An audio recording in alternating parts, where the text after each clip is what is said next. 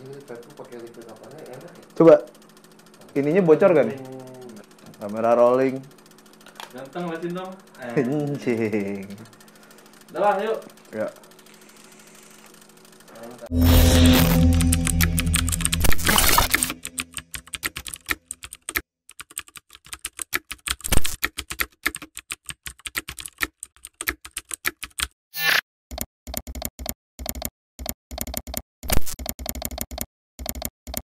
What's good, blessed people, balik lagi sama gua Hafiz di sini. Masih di konten Correct Me If I'm Wrong yang udah lama absen sepertinya. Tapi suara gua udah mendingan nih sekarang nih. Udah selesai masa apa namanya? Serak-serak seksi kalau kata Ija tadi. Ini apa sih latihan?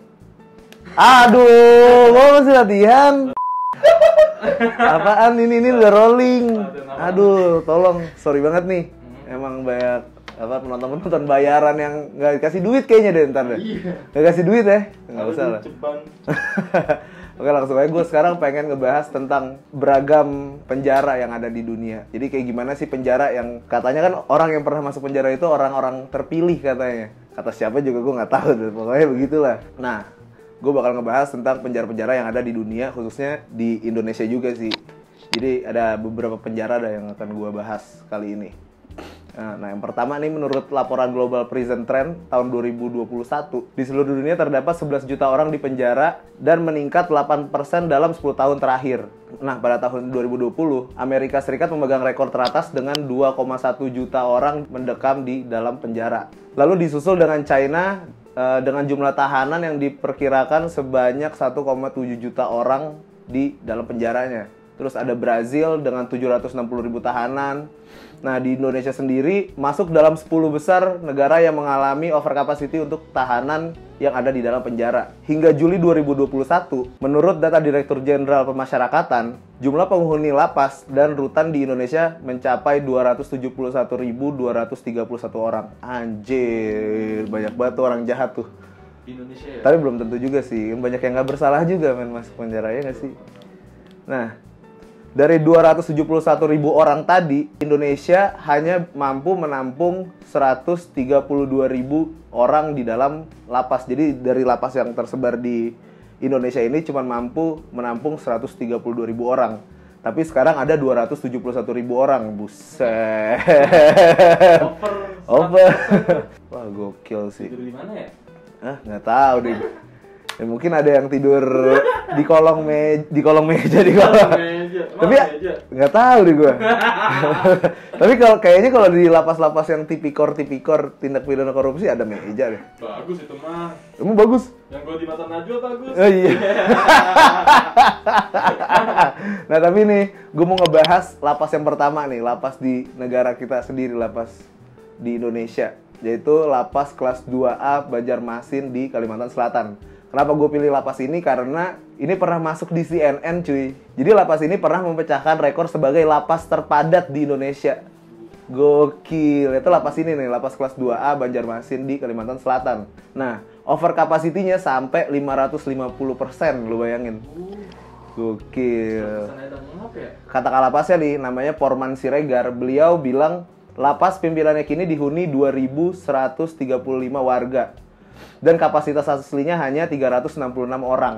Lo bayangin dari 366 ke 2135. Gila, tidurnya gimana tuh? Diri tuh, gue yakin tuh. Ganti-gantian ya? Hah? Ganti-gantian tidurnya. Jadi ada yang kayak ini, Bre. Ada yang kayak dibuat Batman gitu, tau nggak lo? Hamok, dibuat hamok. Jadi kayak apa namanya, sarung-sarungan gitu digantung. Sampai di dalam ini, cuy, di dalam kloset.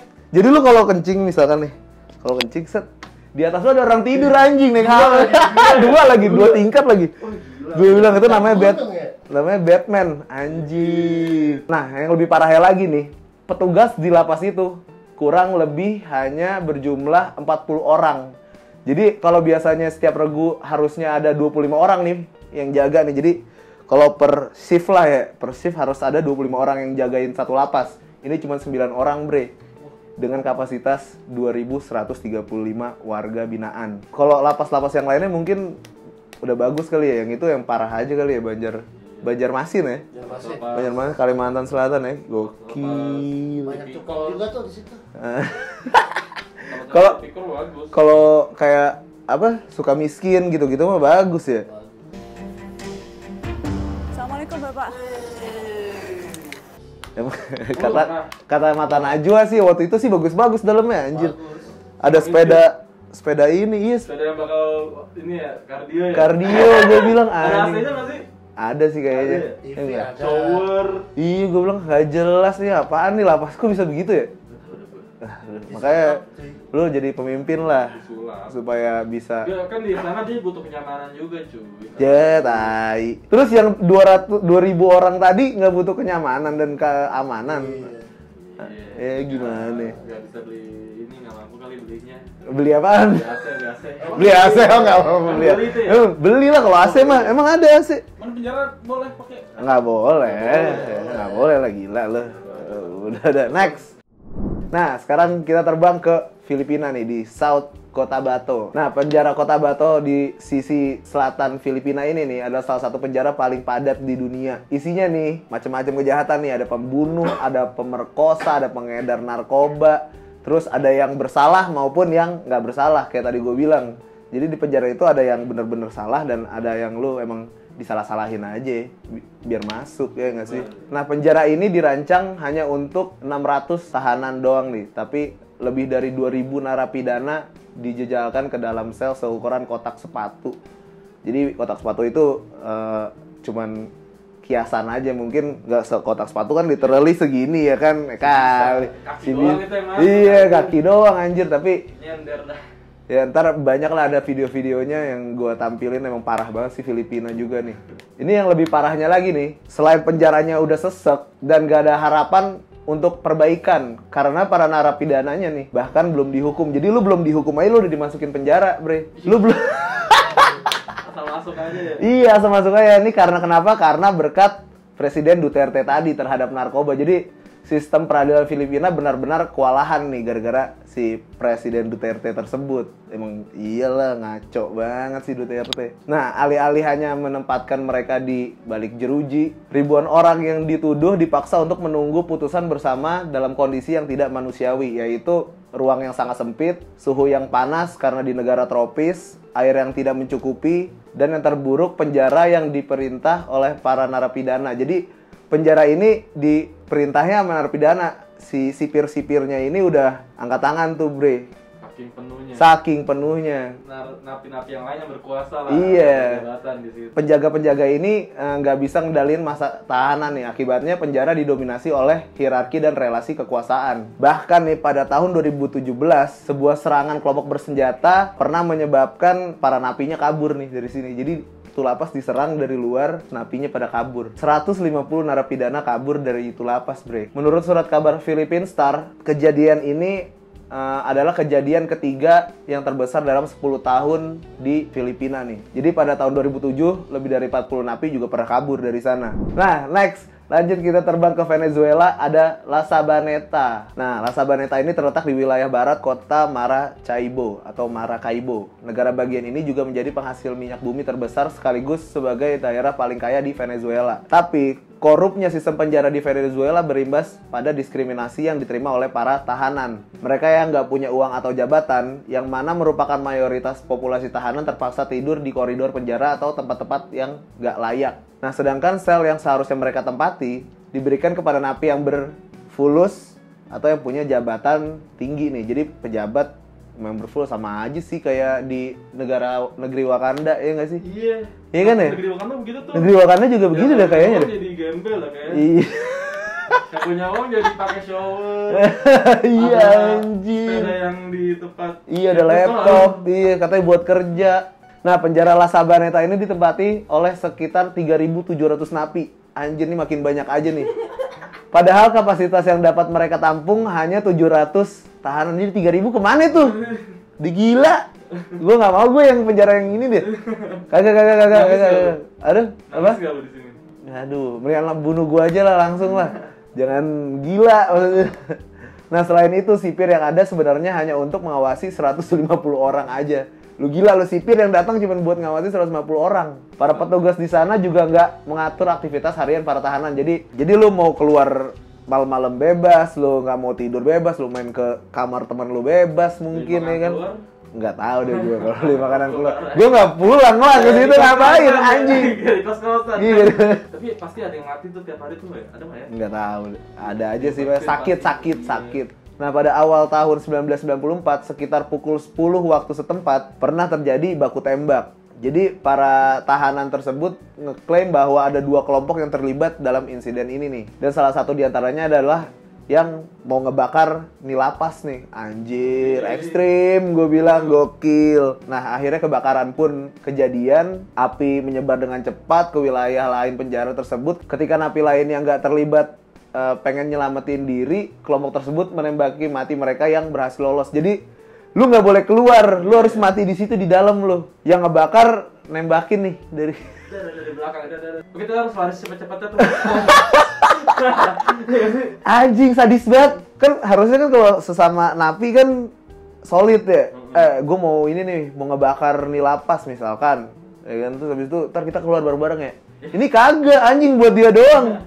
Yang lainnya mau keluar ditembakin anjing. Enggak boleh. Berarti pintunya kan kebuka dong, pintu gerbang utama penjaranya. Mungkin sipirnya udah cabut, kan dia bebas ngapa-ngapain, ya kan? Nah, tragedi tersebut memakan 130 korban jiwa, lu bayangin. Nah, sekarang gue mau terbang lagi jauh nih ke Swiss, di Camp Dollon. Kita lihat nih kayak gimana sih lapas di Swiss nih. Nah, penjara ini dikenal sebagai penjara dengan tingkat kepadatan yang luar biasa dengan berbagai penyebaran penyakit di dalamnya. Di Camp Dollon ini nih, di Swiss nih. Anjir, gue kirain Swiss bagus, bangsat. Namun di tahun 2008, penjara ini mengalami perubahan yang lebih baik. Bangunan diperluas dan diberi fasilitas dan layak untuk penghuninya. Jadi para tahanan nggak lagi sempit-sempitan di dalam, layaknya penjara hotel bintang 3. Anjir. Aduh, kayak gimana tuh? Nah, kondisi ini tentu kontras dengan banyak penjara di negara-negara lain yang hampir menyerupai neraka. Emang iya, Pak? Enggak juga. Kalau begitu, Pis. Oh ya, kalau yang tadi sih. Dibakar gitu. Iya, sama kayak neraka ya. Neraka dunia itu. Wah, cabut. Keluarnya di lapangan napasnya. Gak heran nih kalau Hendra Gunawan, seorang warga keturunan Indonesia yang sudah 20 tahun tinggal di Geneva, Swiss, tengah berkelakar menyebut beberapa orang di Swiss bahkan memilih tinggal di penjara karena penjaranya begini, cuy. Ada fasilitas kayak gymnya, sumpah kamarnya bagus. Ini katanya si Hendra Gunawan, penjara di Swiss mirip apartemen. Banyak mereka yang kemudian memilih hidup di penjara. Selain hidupnya enak dan mendapat baju pula, di dalam sel, lantainya bersih, nggak kotor, kalau makan bisa milih. Di penjara, soal HAM juga menjadi perhatian serius. Di penjara Camp Dollon ini ya, kalau penjara yang sebelumnya gue nggak tahu deh tuh standar HAM-nya segimana tuh. Nah, nggak ada yang berani menganiaya tahanan. Nggak kayak penjara-penjara sebelumnya tuh di Swiss Camp Dollon. Jadi bagus banget sih emang. Lu mau tapi? Tinggal. Mau gue.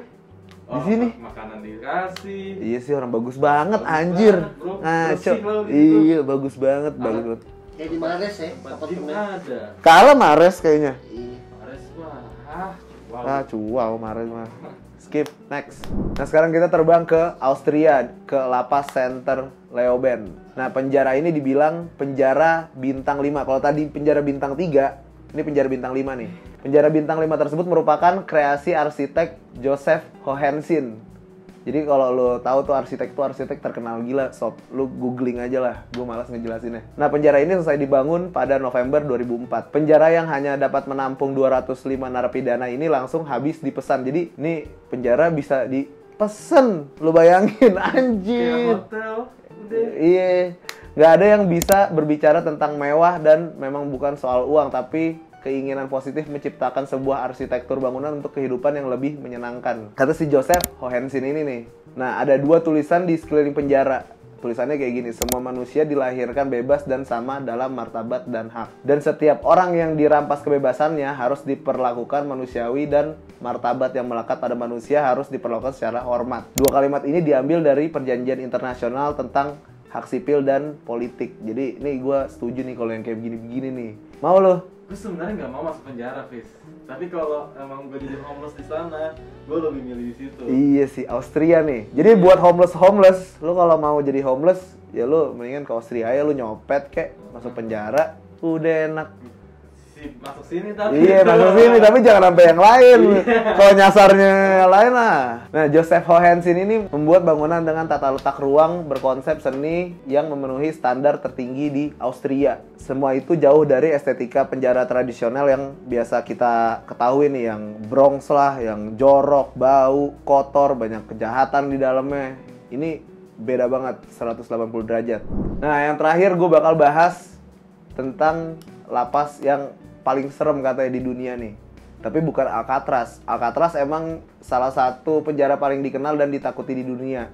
Tapi nggak hanya Alcatraz, masih ada satu penjara yang dianggap paling sadis di dunia. Terletak di pantai timur Laut Karibia, Devil's Island disebut-sebut sebagai penjara tersadis yang dijuluki neraka dunia. Dulunya emang merupakan penjara yang menampung para penjahat kelas kakap dan juga tahanan perang seperti dilansir dari The Vintage News. Untuk keluar masuk tahanan aja, penjara ini menggunakan kereta gantung yang saling terhubung dengan 3 pulau terdekat di kepulauan Karibia tersebut. Nah, salah satunya adalah Royal Island yang menjadi tempat administrasi dan operasional penjara. Jadi, biasanya kalau lo mau besuk orang antar gedung aja nih, dari pulau ke pulau, anjay, gokil. Royal Island dulu kan? Ke Royal Island dulu, baru lu Devil Island-nya nggak boleh. Orang yang dari Devil Island lu pindahin dulu tuh ke Royal Island. Orang biasa nggak bisa masuk Devil's Island ini nih. Nah, para tahanan juga dipastikan tidak akan bisa keluar karena selain arus yang kuat, perairan di sekitar pulau juga dikelilingi dengan hiu yang ganas, yang siap makan lu lah kalau lu nyemplung. Sebenarnya sih enggak sih kalau lu nggak berdarah kan ya? Enggak sih, asal jangan panik aja. Jangan panik kan. Enggak Gak panik lu sampai dari penjara. Aduh.